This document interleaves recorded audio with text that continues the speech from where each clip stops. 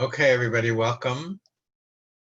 Welcome to, I think is this our fourth class? Or our third? And let me do one thing here. Okay, are there any questions before we begin? Okay, I want to do a poll. I'm just curious about something. So let's see. By the way, whenever we do a poll, that's really collecting data, right? We could use that to analyze. But anyway, let's do a poll. Poll.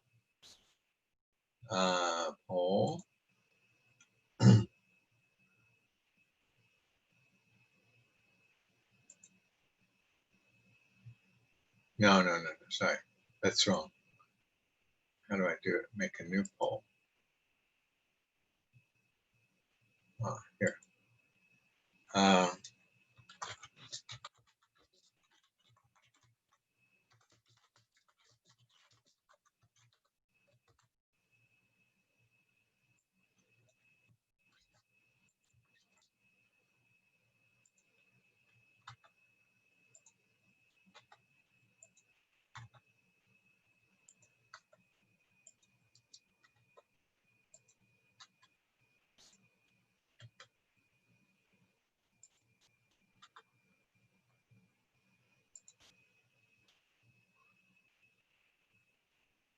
Okay, let me ask you this question.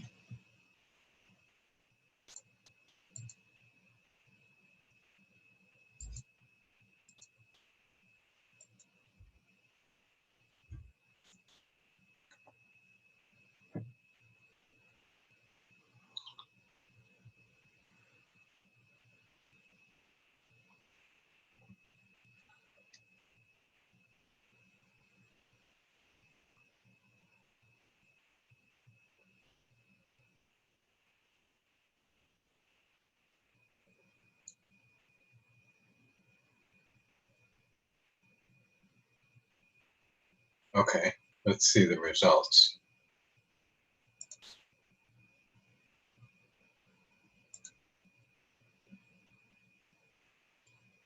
So what would you say is the average number of classes we have today?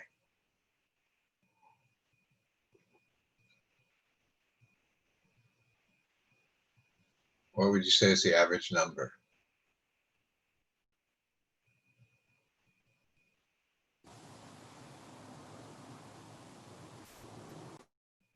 No answers?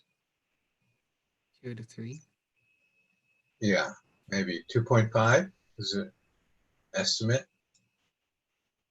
Okay, so we might say the average number of classes we have is 2.5, or between 2 and 3, or something like that. Okay, that's not too bad, right? Two classes in one day is not bad. 3 is not terrible. 4 is a lot, and 5 is not very lot, very much. Okay, so that is data actually, and using these polls, I can collect data, which could be then, we could make questions about the data, like I could have said, estimate the average for this data or something like that. So polls give you data. Okay, so let's go to what we're going to do today. So we will have some questions today.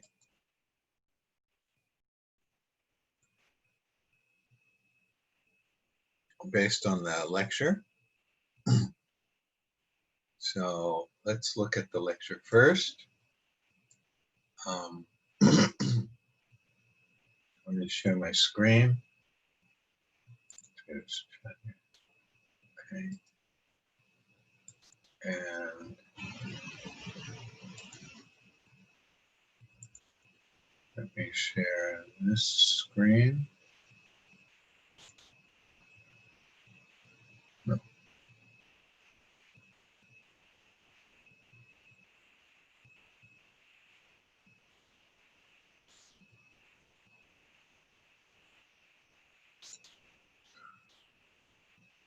Okay, so let's go to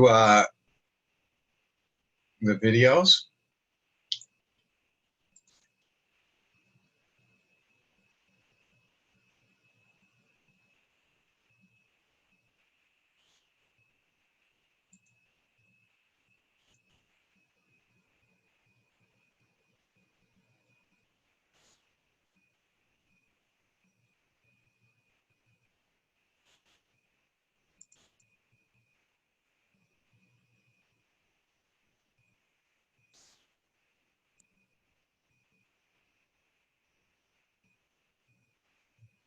So let's go to here. We're going to talk about observational studies versus controlled experiments.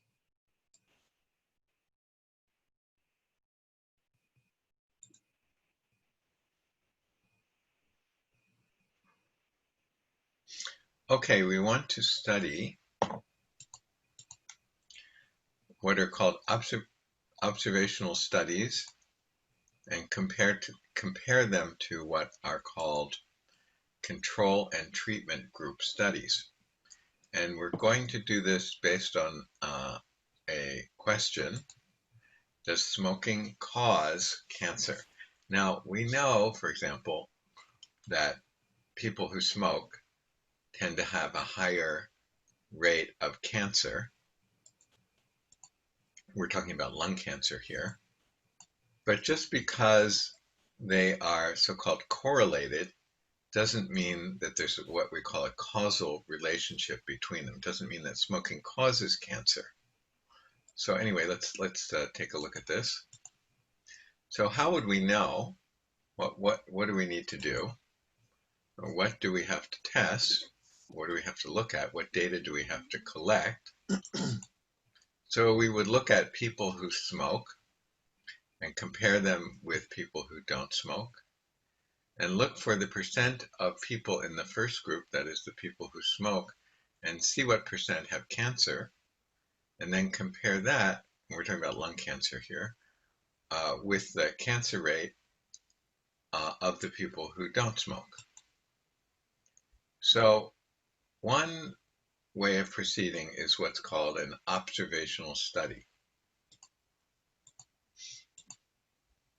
So that an observational study is when we just take some data that's basically already been collected and use that to make some kind of conclusions. So for example, suppose that we find that 60% of the smokers have lung cancer and 20% of the non-smokers have lung cancer. So although this certainly provides evidence that smoking causes cancer, does it really prove that smoking causes cancer? Not exactly. So maybe there are other variables that we haven't thought of that are correlated with smoking. Meaning, suppose that there are other behaviors that many smokers have, and those behaviors may be causing the cancer. For example, can anybody give me some possible other behaviors that are correlated with smoking that might cause lung cancer? Anybody think of any? Alcohol. Alcohol. Yeah, I mean, it seems a little. That's what I give in my example too. It seems a little bit strange to think that alcohol is going to cause lung cancer per se, but yeah, that's right. Alcohol is one. In other words, but what he's saying is that people who smoke may also drink a lot. Okay, can anybody give me another one? Eating habits and junk foods. Okay, eating habits and junk food. Maybe smoke also have bad eating habits. Good. What else? Other narcotics, hard drugs. Yep. Yep. That's right. Drugs. Maybe people that that smoke also tend to take more drugs than other people. Anything else? That's pretty good. I don't know if I need to ask for any more, but are there any more? The Could be air a generic problem as well. What? Generic. Generic? What does generic mean? What do you mean?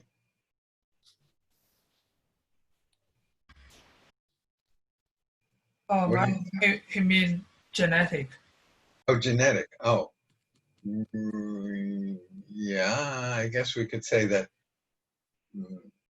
people who smoke have some genetic problem that that other people don't. That's possible. Yep. How about food, Professor? Food? Yeah, food. Yeah, I think somebody said food. Yeah, that's right. Food works. Okay, good. So we're all thinking about the same thing. So that's good. Okay, so you understand what we're talking about. People that smoke may be doing other things, and maybe it's the other things that are causing the cancer. Maybe people that smoke also drink coffee. Maybe it's the coffee that's causing the cancer. Now, it doesn't seem that likely in this case, but this is just a basic idea.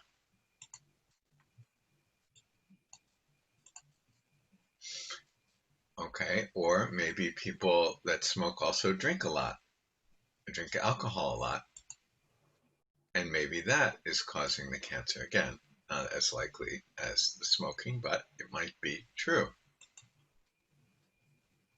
Or maybe people are just lazy and they don't exercise, and maybe that is causing the cancer. Or maybe one of these or all of these together are causing the cancer, but not the smoking.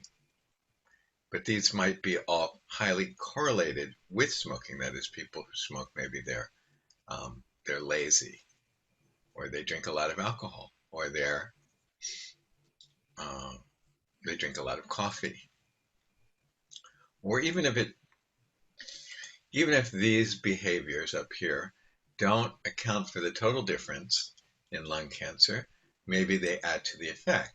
And so we wouldn't know if we could say that smoking increases your chances of getting cancer. I didn't mean to write dying, but just getting cancer by 40%, right? We said 60% versus 20%, so we think maybe there's an increase of 40%, but maybe we can't say that because of these other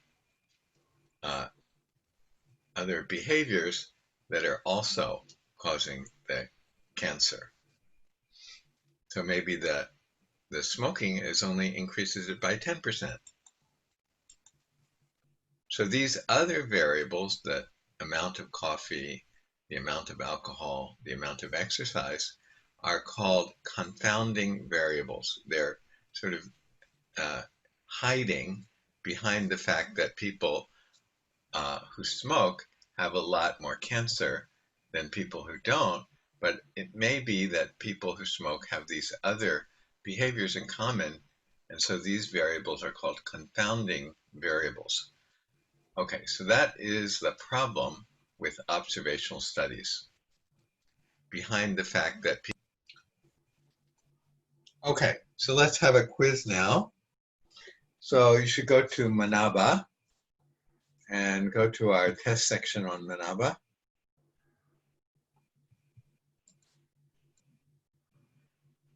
And I will open up a test there. And this is a group test. Oh, sorry, I have to move everybody to groups. So, oh, by the way, in the groups, you should introduce yourself. You should, so introduce yourself means tell your name, say maybe where you're coming from or where you are right now if you don't want to say where you're coming from. And also say what your major is at APU. Okay, when you introduce. So that's just a good thing to do at the beginning. And then you want to solve this problem, answer this problem together, make sure that everybody understands it. Okay, so let me do that now.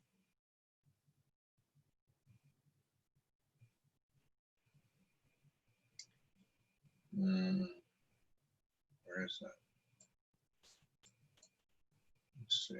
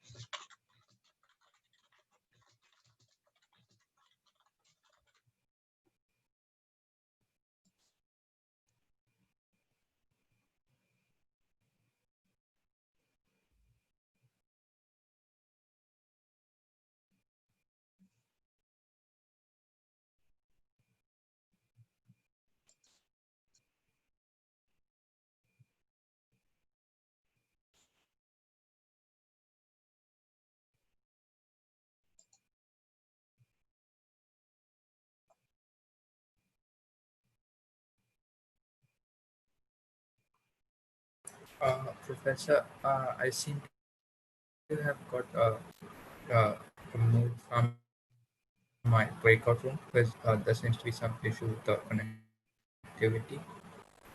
Oh, okay. Can you try it again? Thing is, I'm not getting the message which asks me to join the breakout, any breakout room right now. I'll try it again. Do you get it now?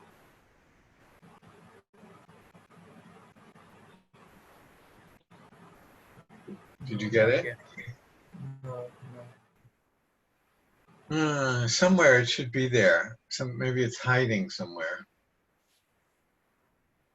Maybe you can. Maybe can Yeshi, are you here?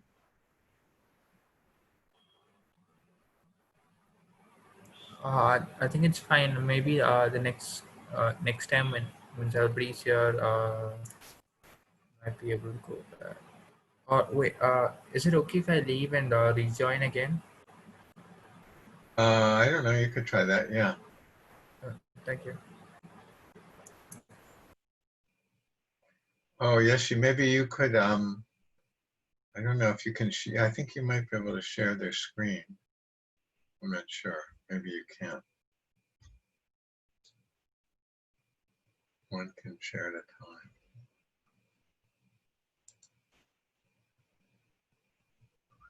Okay, I'll try you again. Assign you to group 1. Oh yeah, now I got it. Thank you, Professor. Okay.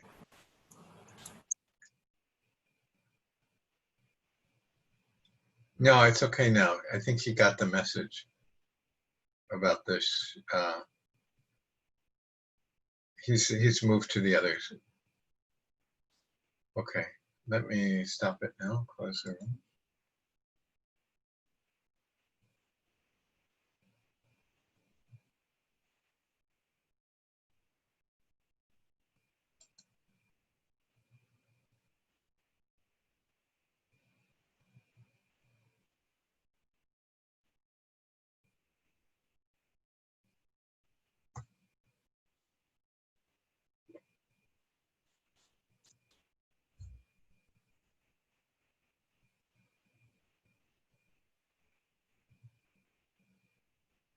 Okay.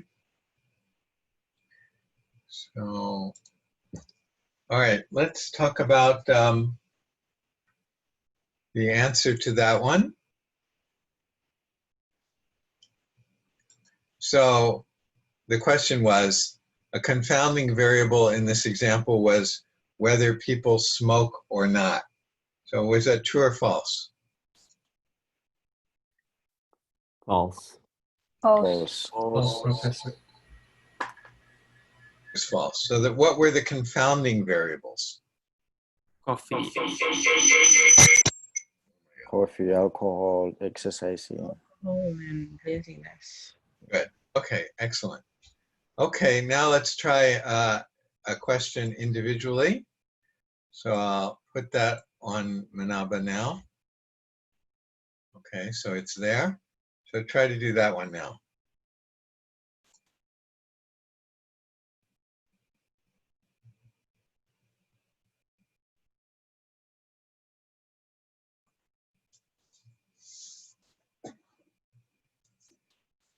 And let's give you 1 minute for that.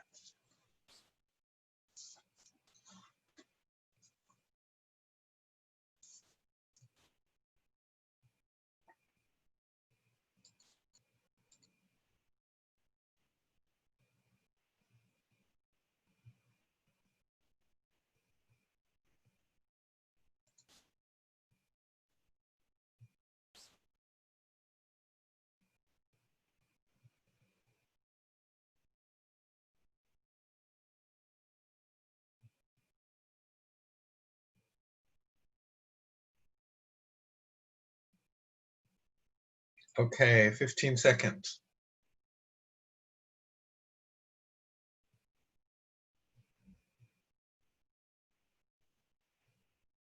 5 seconds. Okay, I'm going to close it.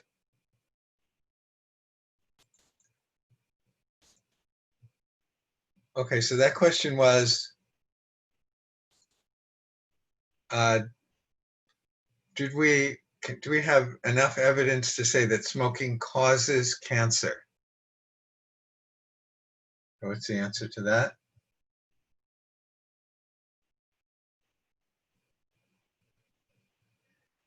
The answer is no. We can't say that smoking causes cancer. So the point is that whenever you have an observational study, you can never say cause. You can say there's a correlation, but you can never use the word cause. Okay, let's go back to here.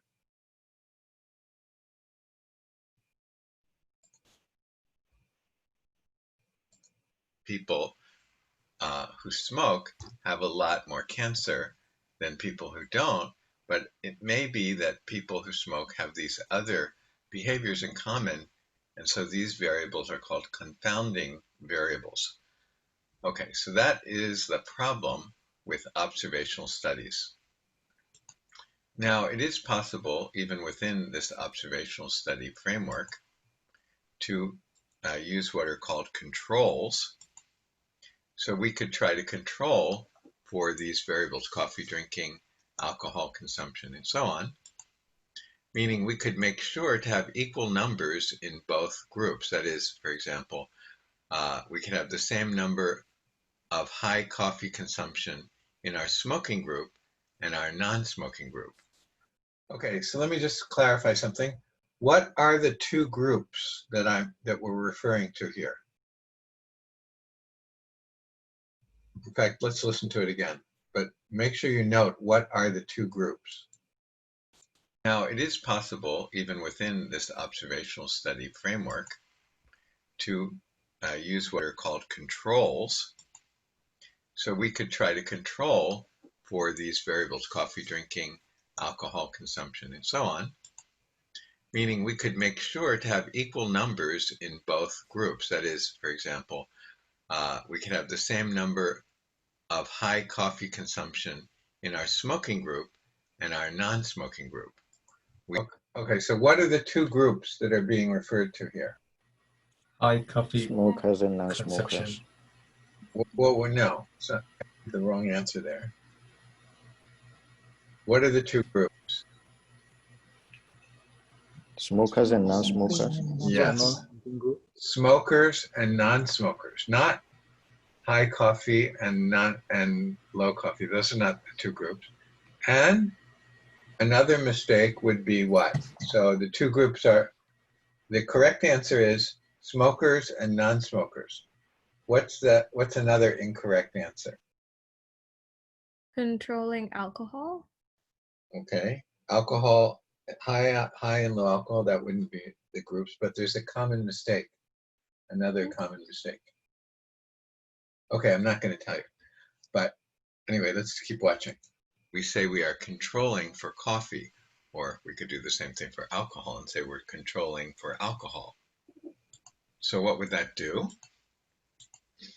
Then, if we still see a higher incidence of cancer in the smoking group, we can say that it wasn't due to the higher coffee because they both had the same amount of coffee drinking, the smoking group and the non-smoking group. And the same thing we could say with alcohol consumption. We could do the same thing with lack of exercise. Okay, so let me make this clear.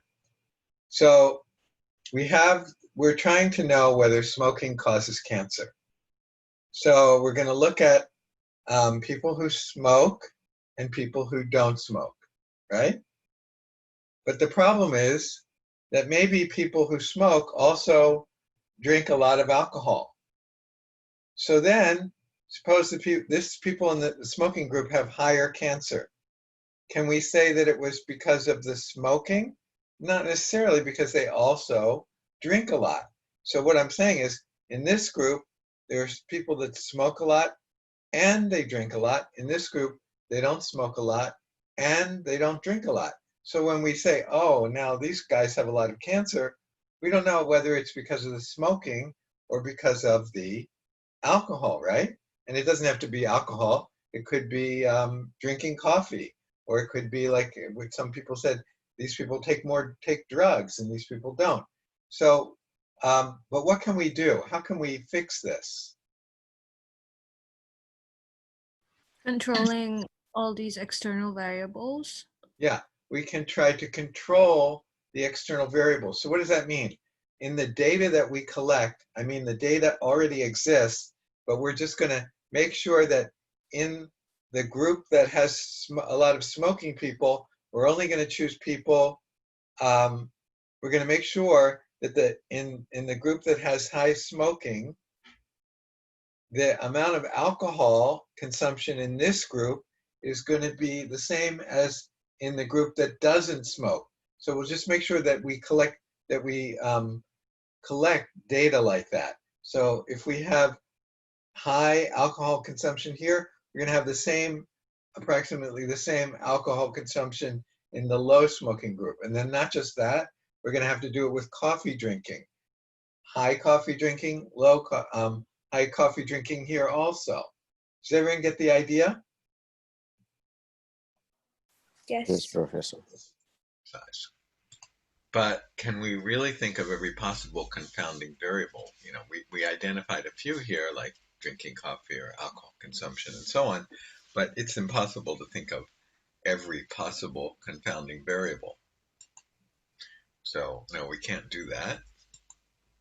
But there is another approach, and it's called doing a controlled experiment. So no, we can't do that.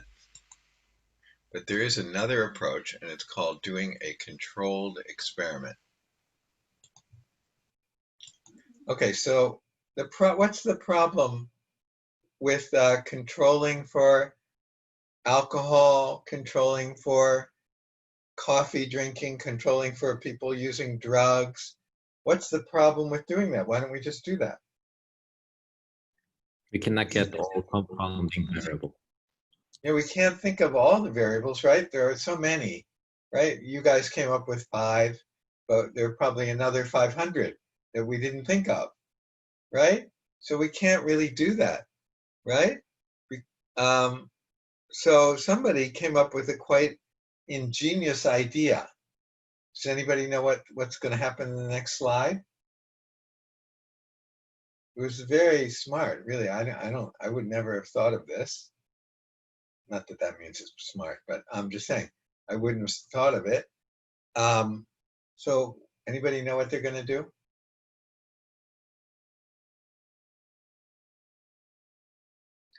Okay, the idea is, it's quite ingenious, and that is we're going to have 2 groups. They're going to be high smoking and low smoking, okay?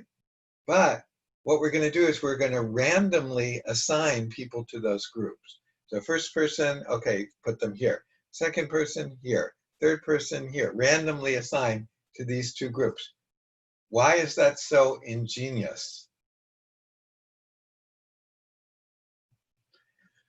Because think about it.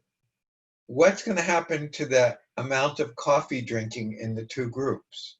If I randomly assign people to, let's suppose it was a really big experiment, say 10,000 people. And so I randomly assign 5,000 to the smoking group, which you really can't do, but randomly assign 5,000 to the smoking and 5,000 to the non-smoking. Now that's not really practical because you can't tell people, okay, you smoke for the next 20 years, right? We can't really do that. But if it was medicine, we could do it. We could say, here, you take this medicine and you don't. So let's just say we're gonna do that. Randomly assign people to this group and this group. This is the people that take the medicine. This is the people that don't take the medicine. But why is that? Why can I call that ingenious with regard to, say, alcohol consumption? Why is that ingenious?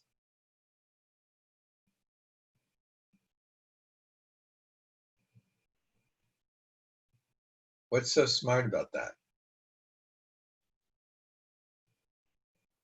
I'm not too sure about this, but is it possibly because that makes it more realistic or something? Because you can never, like, No. in a real no, that's okay, never mind then. That's not it. Okay. It's a good guess, but that's not it. Okay, what does it do? let's suppose, what percent of, basically the idea is that we're not going to have people that drink alcohol more in this group than this group. Do you agree with that or not? Why can I say something like that? Because we're randomly assigning people to here and here. We should expect that the amount of alcohol consumption in those two groups is about the same, right? It's not going to be that different. Okay, what about with some of the other confounding variables? Let's say lack of exercise. Basically, in the two groups, it's going to be about the same. What was another one? For drugs, people taking drugs. Again, basically in the two groups, it's going to be the same. They're going to be basically the same percentage of people that take drugs here as there are here. Do you understand this idea? Yeah. So, I don't. and those, what? I don't understand it. Like, I don't understand. Okay, well, why should, let me ask it another way. Why should there be more people that take drugs in this group than in this group? Okay. I think maybe it's better to specify what actually I don't understand. Like Yeah. are we randomly assigning people to like different groups? Then if so, then I personally think we can't be sure whether we have like the group of people who smoke a lot in this particular group or this particular group. So what I don't understand is like we are assigning them randomly, and at the same time, it's more like we are expecting to have more of another one here and not more of another one. Maybe I didn't say it completely clearly. The next screen will show it more clearly, but we're going to have two groups. Let's not talk about smoking anymore. Let's talk about medicine. Okay, let's talk about medicine for COVID-19, right? So they're testing a new medicine for COVID-19. So Is there a medicine already? Yeah, so we want to test it, right? We have to test whether it works, right? That's the whole point. We want to see whether it works. So how do we do it? We make two groups. One group gets the medicine, the other group doesn't. You understand that? Yes. Okay, we're going to randomly assign who goes into the treatment group, who gets the medicine, and who doesn't. Okay, do you understand that? Okay, yes. Okay, now, what about, maybe, people that don't do exercise are going to get sicker, right? You understand? Yeah. So what do we want to do? We don't want to have more lazy people here than here, and we don't want to have more lazy people here than here either, right? In the two groups. The only difference I want between these two groups is what? Whether they get the medicine or not whether they do exercise or not whether they drink coffee or not whether they are young or old or whatever, right? I don't want anything else to interfere with the fact that I only want to be testing whether they get the medicine or not, right? Yes. So how can I make sure that in this group and this group, the amount of exercise people do is the same?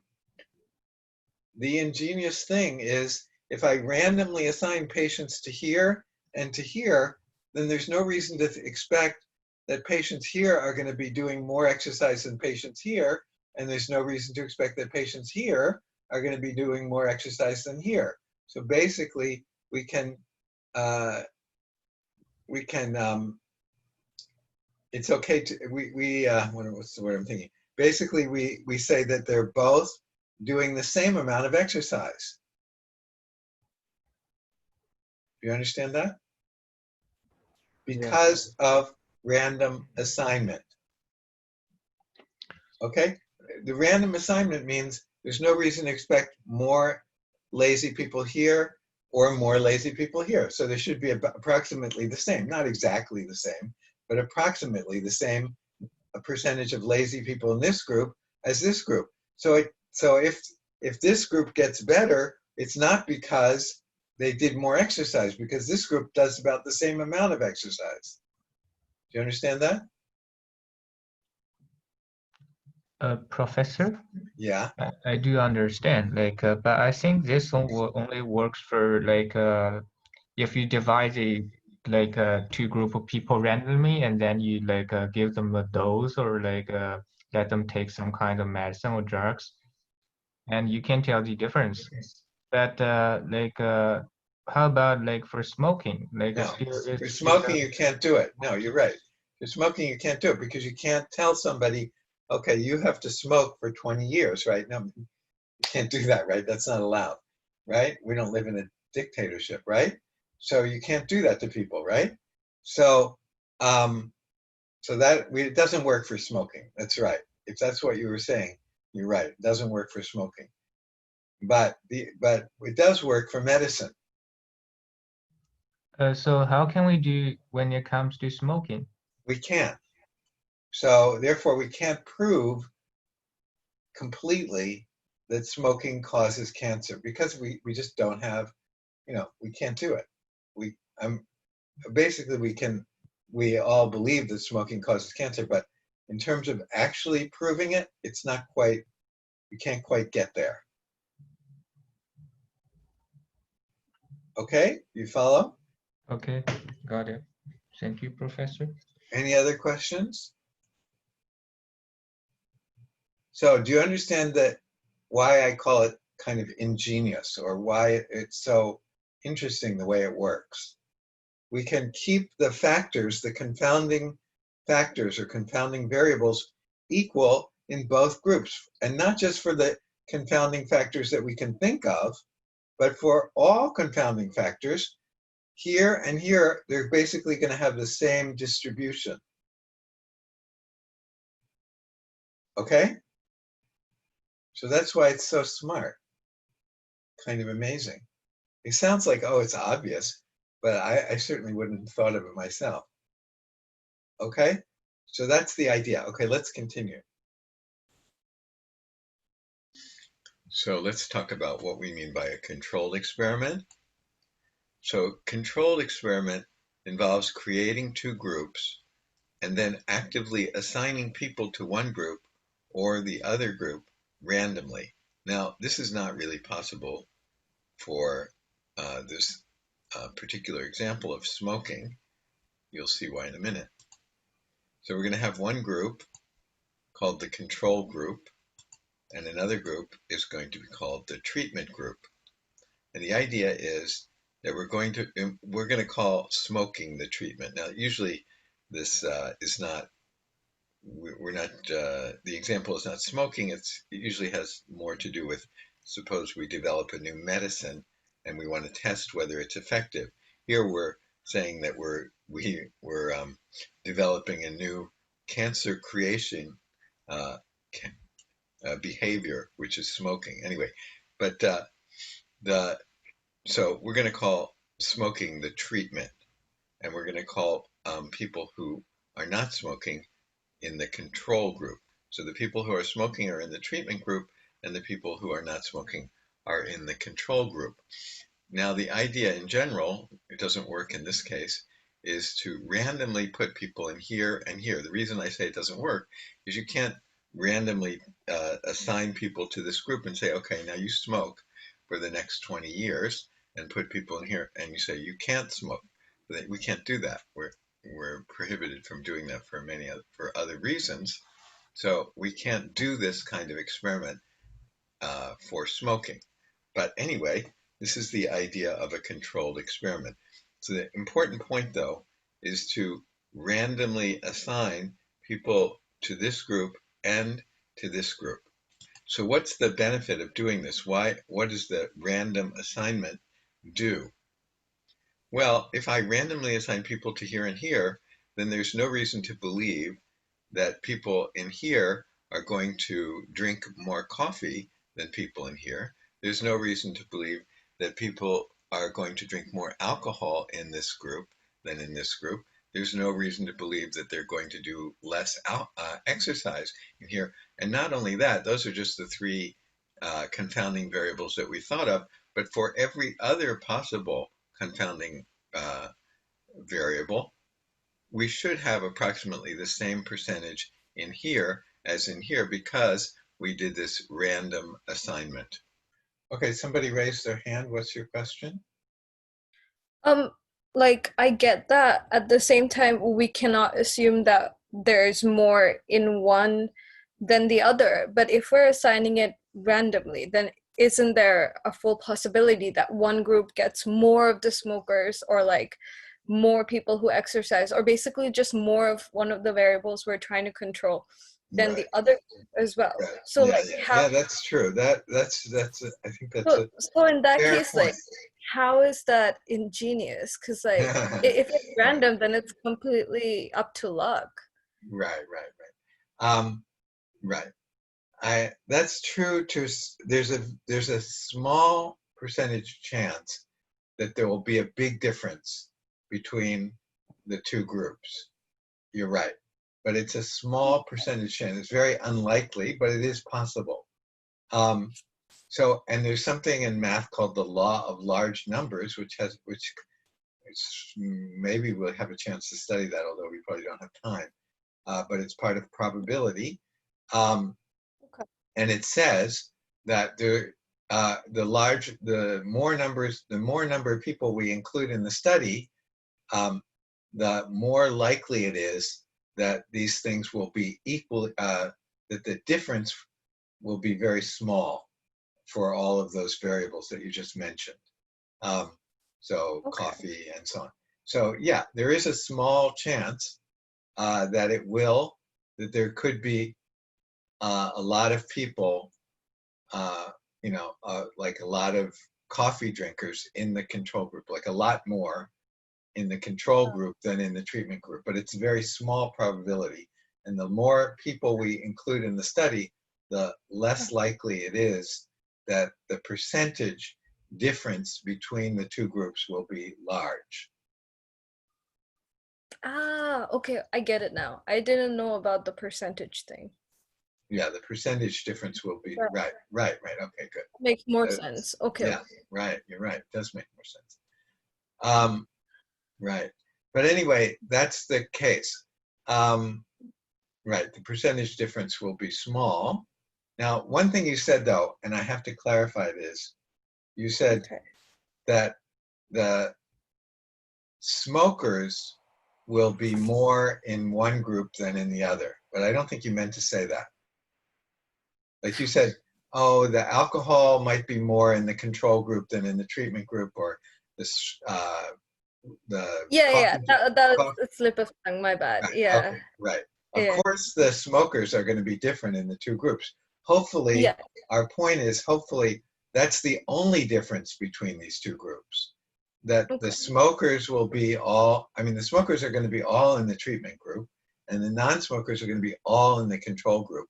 But that's the only variable that's going to be different in the two groups. That's exactly what we want, right?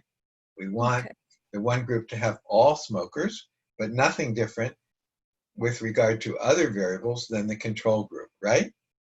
Yeah. Okay, let's keep going. So that's the advantage of doing this random assignment. We basically eliminate all the confounding variables. Then, if we find a difference between here and here, we can say that it's not because of any of the confounding variables, because they're evenly distributed here and here. It must be due to the only difference between these two groups is that this group is getting the smoking and this group isn't. Due to the only difference between these two groups is that this group is getting the smoking and this group isn't. Okay, let's have a quiz now. So this quiz is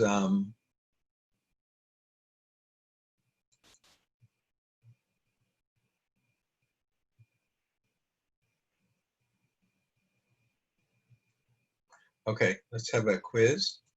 This is a group quiz. So let's do that.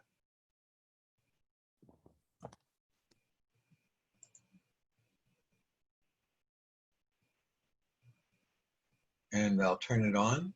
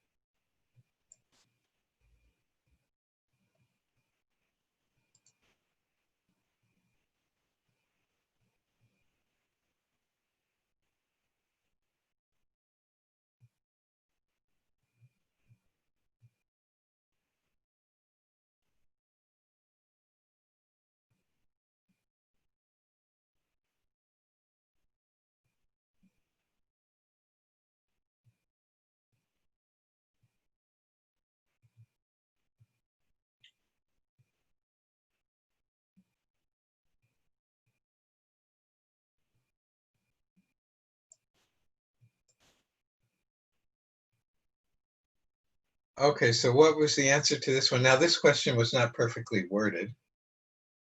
I don't know if anybody notices that, but what's the answer?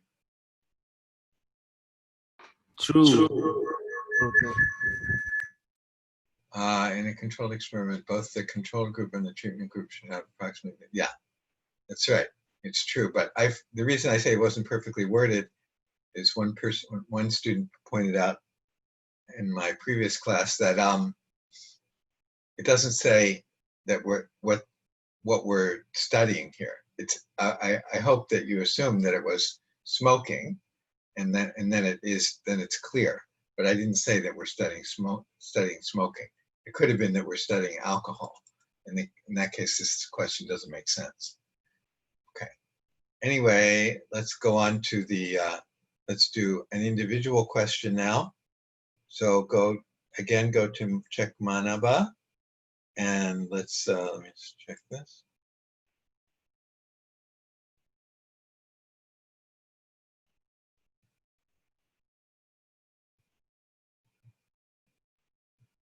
Okay.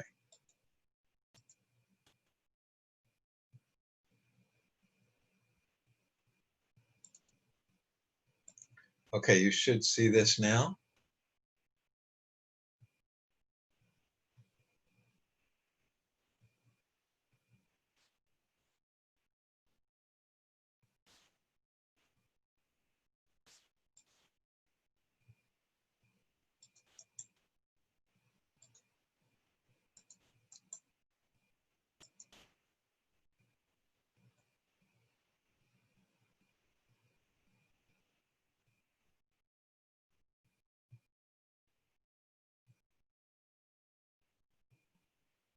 And of course, this is related to the whole question we've been discussing.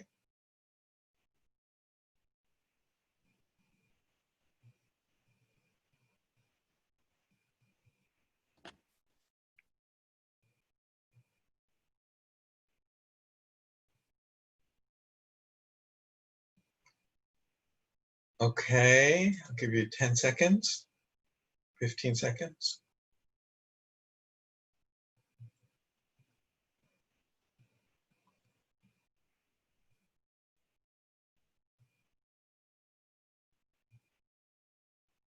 Five seconds. Okay.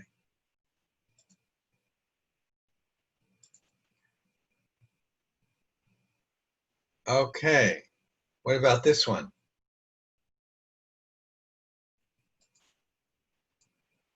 False. Yeah, it's false. In a controlled experiment, both the control group and the treatment group should have had approximately the same percentage of individuals with smoke. No, exactly not. We want to have all smokers in one group and all non-smokers in the other. Now, again, this is not completely well worded because I should have said for the smoking experiment. But anyway, I think it was clear, at least here. Okay, let's continue.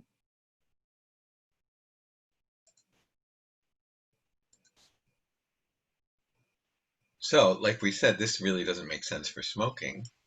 However, it does make sense for other studies. For example, suppose we want to know if a newly developed medication can reduce symptoms for COVID-19. So what we would do is we would gather a group of people, I guess people who are have COVID-19, and we would randomly assign them to the control group and the treatment group. Now, there's a slight bit of an ethical problem here, you can see, because who gets to go into this group? We have this new medicine. We would think everybody wants to go in here, but we really don't know what is going to happen as a result of this medicine. We're testing it, and it could have negative effects as well as positive effects. So anyway, it seems like there might be an ethical problem, but there's no real solution to that. So we're going to put people in here and people in here. And then if the people in here improve, we can say that it wasn't because of other variables, other confounding variables. It was because of this new medication. Now, there's one other point that they usually make in this kind of discussion, and they say, okay, we're going to give these people the medication, and these people are not going to get it. But actually, we give them basically just a pill that has no effect, like maybe it's just a sugar pill or something that has nothing of no active ingredient in it. And the reason for that is that there have been many studies that show that when people think they're getting medicine, they actually improve. And for example, there have been studies that show that when people are in a hospital and they're told they're being given pain medication, even though actually they're not, what they're given has nothing to do with pain, they report that the 30% of them report that their pain symptoms have gone down or subsided. So we want to avoid that. We don't want people to get better because they think they're getting the medicine even though they're not getting anything, because that doesn't tell us about the true effect of the medicine. So that is called the placebo effect, when that happens, when people report that they're feeling less pain even though they didn't receive any real treatment. So we give what's called a placebo to the control group. So for example, like I said, we'll give them a sugar pill. So the sugar pill is called the placebo. So suppose we have 250 patients, we divide them into two groups, the control group and the treatment group, and we give one group the new medication, that's called the treatment group, and we give the second group the sugar pills. The sugar pills are called the placebo. And the point of this, again, is that we have eliminated all the confounding variables by doing this. And so if there is an improvement in the treatment group, we can ascribe it to the effects of the treatment, of the new treatment, the new medication. Okay, so going back to the observational study, in an observational study, we're not doing this kind of random assignment. And so we're never really sure about whether there's a causal relationship. So we might say that when smoking increases, that cancer also increases, but we can't say that the smoking is necessarily causing the cancer. It could be things that also increase with smoking. And so in an observational study, we're kind of stuck with that. Whereas if we can do a controlled experiment, now as we said, we can't do that with smoking, but if we can, then we're able to talk about one thing, this new treatment causing the effect. Okay, that's all. Okay, we're just going to run. Okay, let's do one more group activity. So this is probably only a short activity. Well, yeah, so do that one. Let's go to the groups.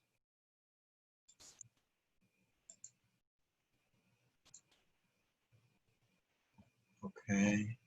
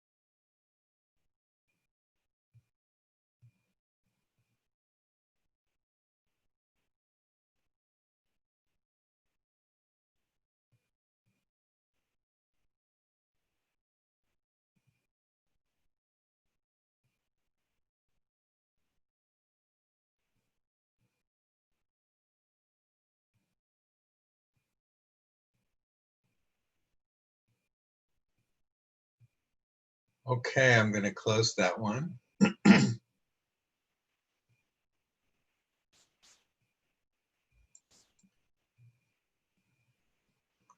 Okay, let's take a look at that one.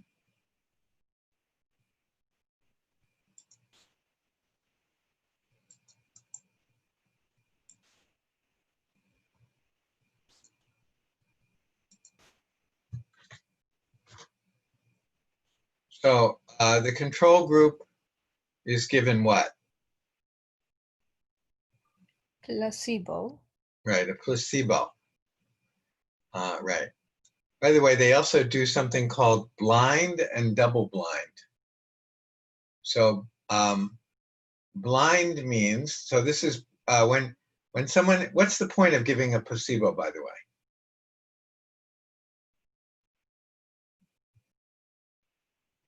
Why do we give somebody a placebo? Because if one group gets a pill and the other group gets nothing, part of the reason that one group will go, the group that gets the pill will improve, it's just because they think they should improve. And we don't want to test that. That's not what we're interested in. We want to test whether the medicine is causing improvement. So if we give both of them the pill, then we expect that the effect of just receiving a pill, does psychologically, should make both groups go up by the same amount. So if the other group goes up more, then we can say that it's because of the actual ingredients in the pill. So we give the placebo to the control group to avoid that. And blind means that the people who are receiving the placebo, they don't know that it's a placebo.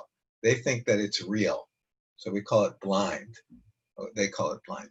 And then double blind means that the doctors also don't know who received the placebo and who actually received the real treatment. Because doctors also, if they think that somebody is getting the real medicine, they're going to maybe count their improvement a little bit more than if they didn't think that. So they want to avoid that effect as well.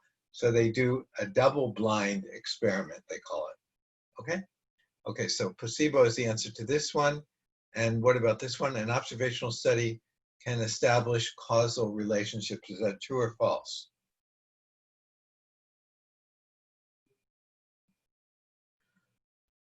This one. Is it false? It's false. Okay. All right, and let's do one more here. Okay, this is an individual. And that is now on Manaba as well.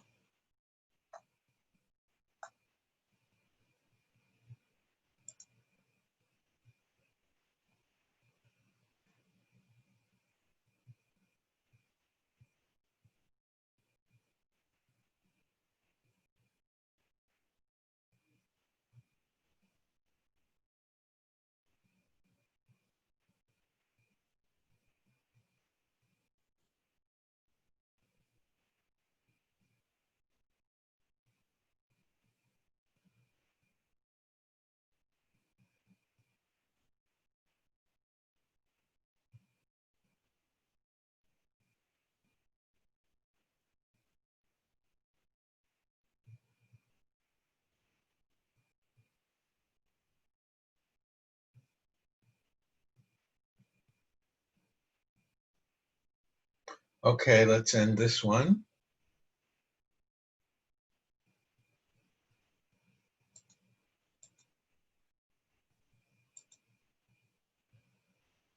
Okay, 5 seconds and I'll close it.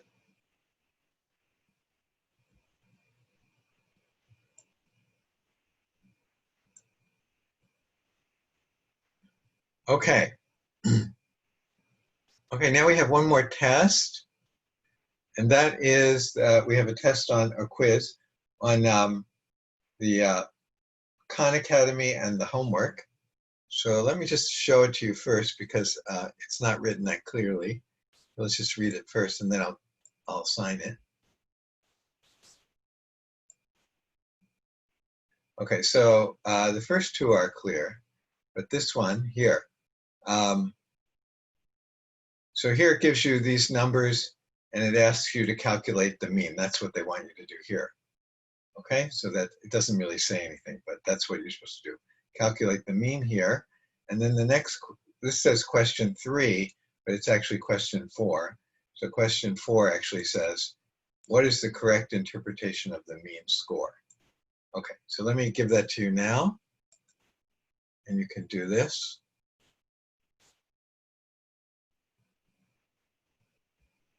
Oh, wait, sorry. Have to do something here. I have to change it to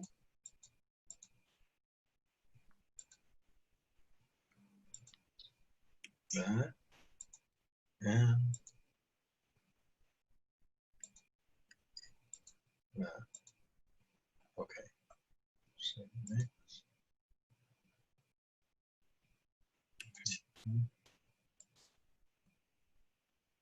Okay.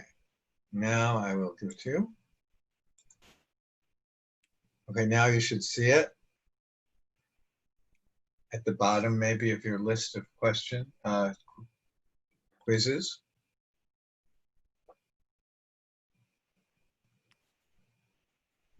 Called Quiz of June 2nd, or 2nd June. By the experimental unit on which the following variable are measured. What?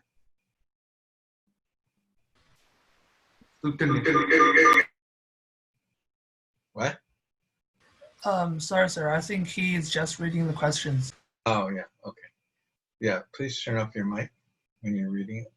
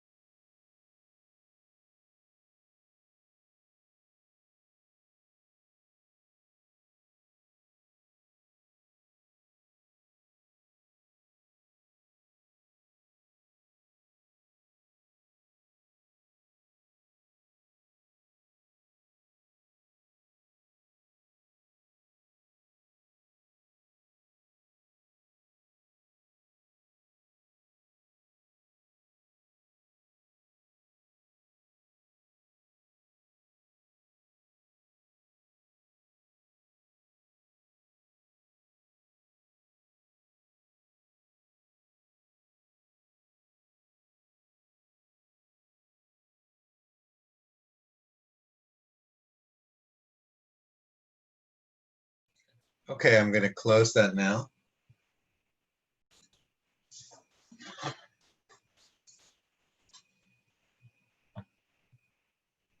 Five seconds.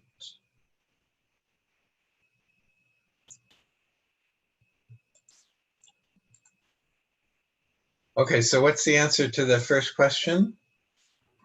The student. Yeah, so if the variable is gender of students, then what are the elements? The students. Good. And if the variable is the number of errors on a midterm exam, then what are the elements? The exam. The exam. Okay, and then here we're just supposed to calculate the mean. which I think is 81. And then question 3, what is a correct interpretation of the mean score? Let's see, it The average. The first one. represents the average score. If each golfer has scored the same, they each would have scored the mean. It is the middle point of the set of scores, that is half of the team scored. No. Okay, so this one is called what? The second one, number 2, is called what? Median. The median, right? Okay, good. All right, now, just to show you, did we use Excel? I'm sorry, is there anybody who doesn't know how to find the mean of this data using Excel?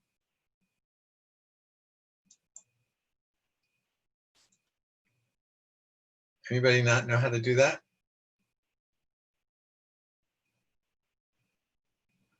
I don't know how to use that. Okay, good, we have someone who I can show you. I have a reason to show you. Okay, so I'm just going to copy the data here. Okay, so one way to do it is just to copy these out. So you have to put that, right now when you copy and paste, they all go into the same cell.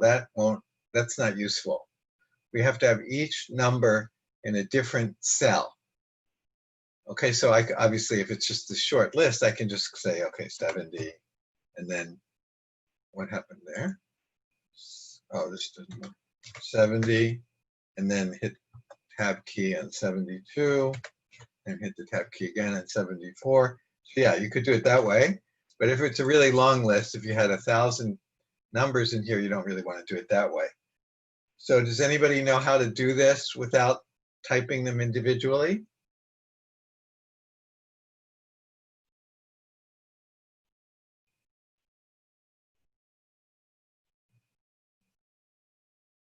Okay, there is a way to do it.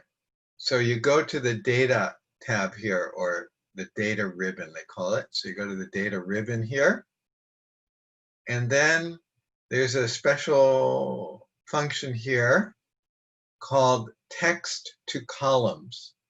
Does anybody see where that is? Text to columns.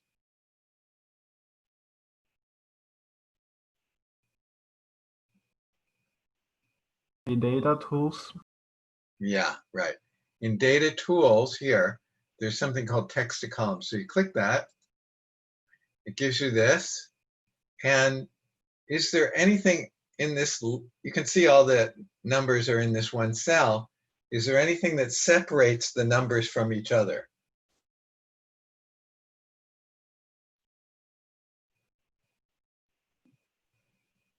Comma. Yeah, the comma, right? The comma separates everything. So we call that a delimiter is the comma. So we click, this is delimited by a comma. So we accept that it's delimited, and we go next. And then we have to say, is it the tab? Is it a semicolon? Is it a comma? Is it a space? And so on. It's not a tab. It's not a semicolon. It's not a space, but it is a comma. You can see it gives you kind of preview here of what it's going to do. And then you just click next and finish. And it spreads them all into separate columns, okay? So that's a kind of cute little trick. Once you get that, then you can just calculate the average in this cell here by going up to, you have to go back to home, and you go to auto sum, and you click average. Okay, and then you just hit enter, and it gives you that 81. Okay, is everybody clear about that? Now, if you wanted to, you could also have selected this data like this and copied it and then pasted it. If you wanted to paste it vertically, you could paste it with this thing here. That's called the transpose. And now you have it vertically. Okay, and then you could do the same thing. You could calculate the average. Okay, any questions about this? Okay, now, let's take a little bit of a break and do some programming. So did we talk about how to install the R programming language on your computer? No. No. Okay, so we want to learn how to do that. Let's learn how to do that now. So what you want to do is do a search for R programming, and you might use the keyword download. And if you're doing it for a Mac, you might also enter the word Mac, R programming download Mac. Or if not, just R programming download, and hit enter. And when you do that, you'll see something. If it's Windows, you'll see this. If it's Mac, you'll see something slightly different. Okay, you want this, the address should be cran.r-project.org. Okay, so it should be that. And you click here for download. Oh my goodness. Did I do recording screen? I don't know. It is I think we did recording. recording. Oh, good, it is recording. Okay, good. Okay, so you click here. And if it's Mac, you just choose your Mac option. And otherwise, you choose here, download R, and it will download.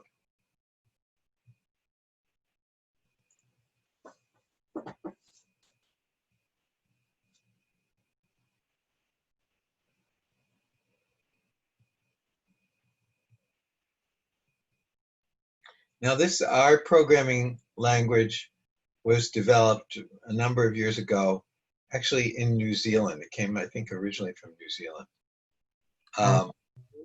Yes? So for Mac, it says that it's no longer supported. No, that's not true. Let's look, Mac. Okay, you see I did Mac, right? Okay, so here I go to download R for Mac, right? You see mine? Yeah. And then you just go to here. Okay. Okay?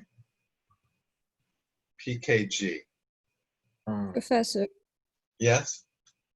why do we need to do programming for statistics? Why not? It's so hard. How do you know it's hard? We didn't even do it yet. Because I took programming this semester. Yeah, So like this is different though. This is not like, we call it programming, but it's not really programming. Actually, okay. it's not really programming. So I don't have to code or whatever they call it. No, not really. Not in the sense that you have to do it for your other class. No. Okay. That's good. Right. Okay. So anyway, so you can see I downloaded mine. Now, usually when I do this, you don't have to do it this way, but when I do this, I do this for Mac. For Windows, there's no such, I'm sorry, for Mac, there's no such thing. But for Windows, I do this. I do this. You know, in Windows, you can right click and you can do run as administrator. You don't have to do that. I usually do it. So just any way you want to install it, however you want to install it. Okay, so go ahead and install it. Mine is already installed, so I'm not going to install it now.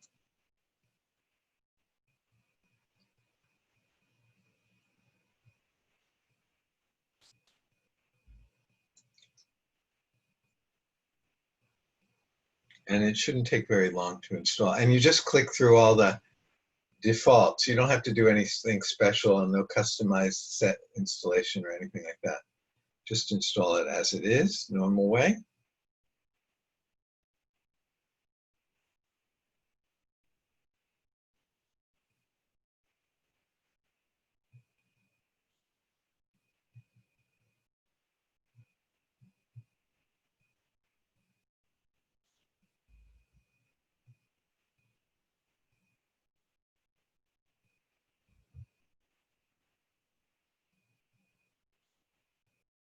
Okay, did everybody get it installed?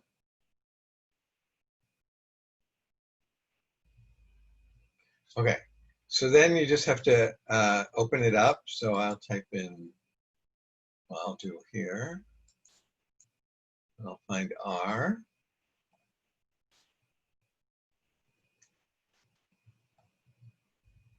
And mine is here, and I'll click here. Now I happen to have many different R's, but here's the R 4.00. And here's one also.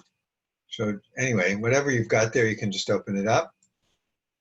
Unfortunately, it looks like something like this, or something, maybe you have a black screen or a white screen, but it looks basically like this awful interface from the 1960s, right?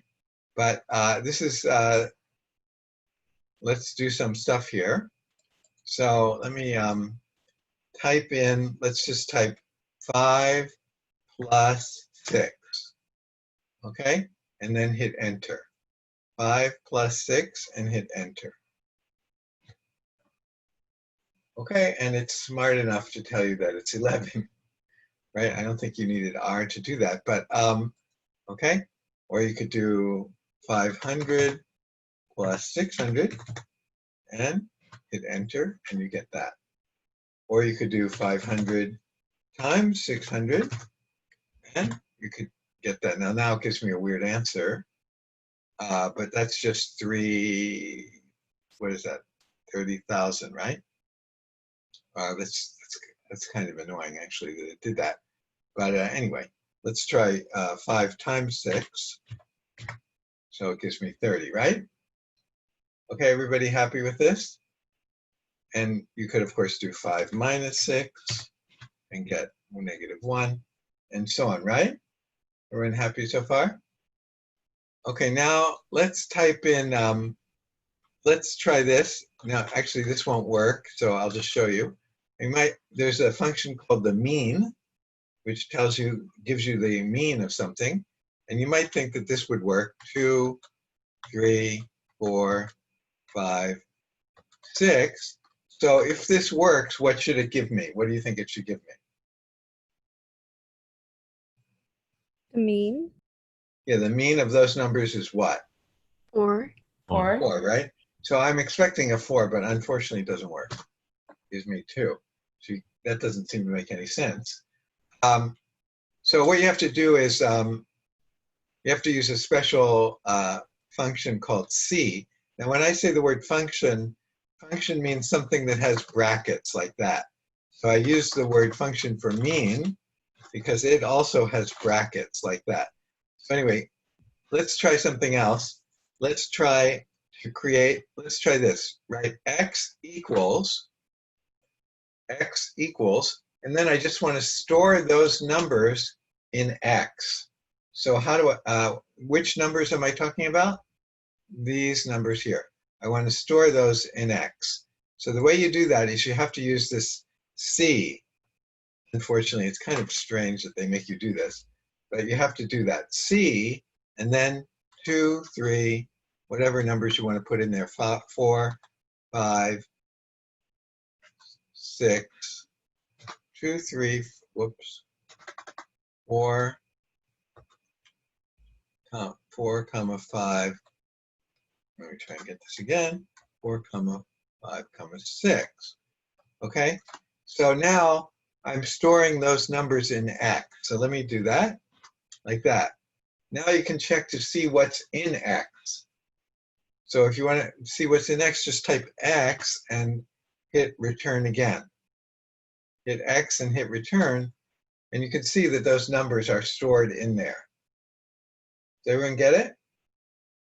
Now you can do mean of X, and it will work. What do I mean by it'll work? It'll give you the mean of those numbers. So what is it? 4. Okay? Everyone see this? Now suppose you want to get the median of that list. What is the median of that list, by the way? 4. Also 4. So let's try it. Median of X. It's also 4, right? Okay, everyone get that? Now, suppose you have another list. Let's put another list there. Let's call P equal to C like this. Let's say it's 1, 1, 1, 2, 2, or anything you want. So T is equal to, in my case, C of 1, 1, 1, 2, 2, and hit enter, and then check P just to see what's in there. Hit P and enter, and you can see it's 1, 1, 1, 1, 1, 1, 1, 2, 2.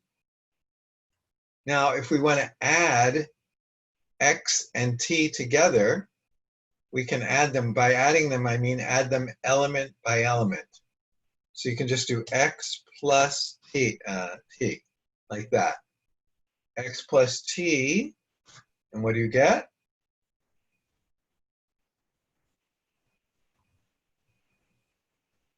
Everyone see the result, X plus T? 3, 5, 4, 5, 7, 8.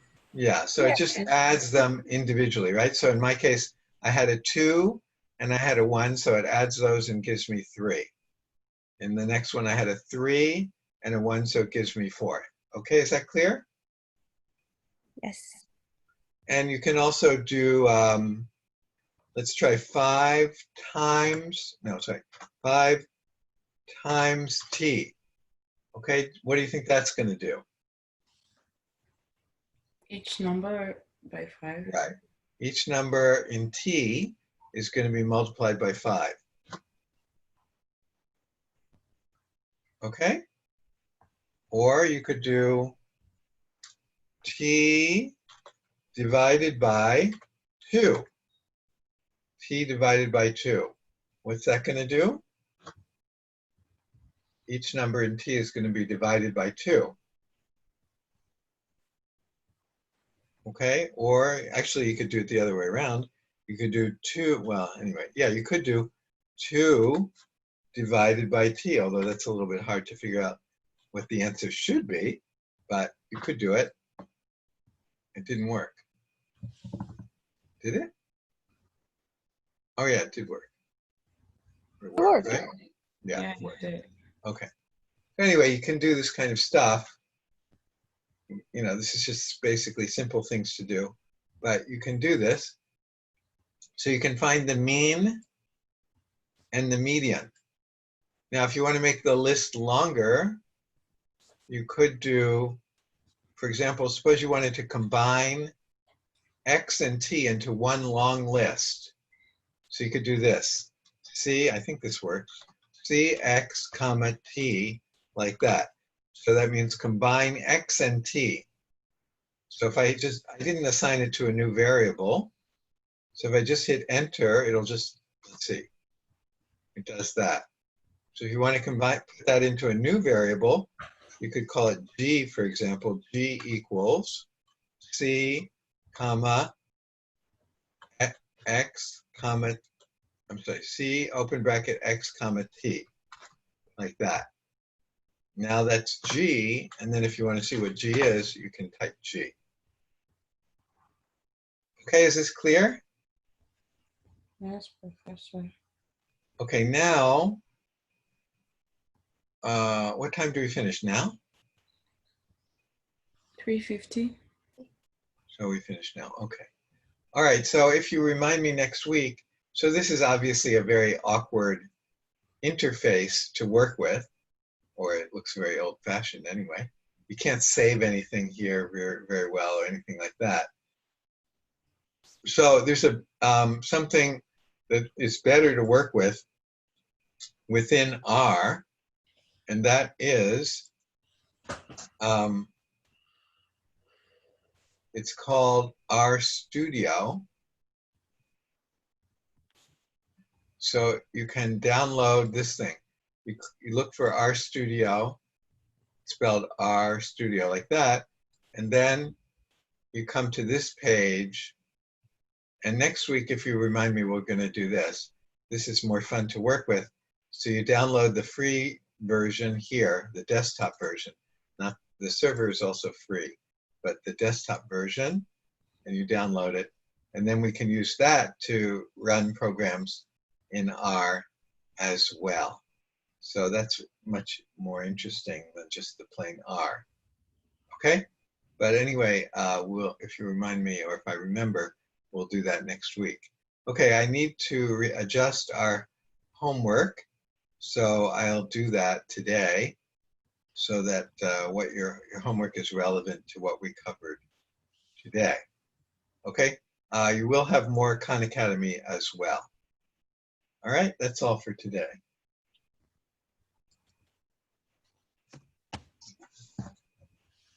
Thank you, Professor. Thank you, Professor. Professor. Okay, I need to stop. Thank you, Professor. Professor, do we have Cengage this week? Yes, but I have to adjust it to